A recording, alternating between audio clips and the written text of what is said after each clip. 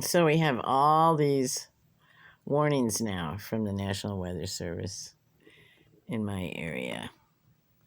A neighbor's tree came down. We've had branches. We've had all sorts of stuff fly around. It was in the upper 70s today, and now they're talking about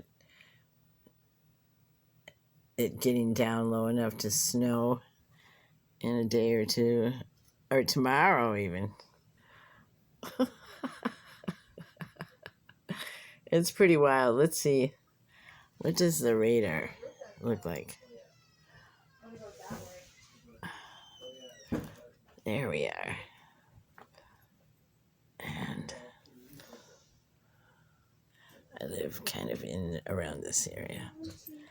And tornadoes, yikes. Okay. I hope you're safe, whatever you're doing. Bye-bye.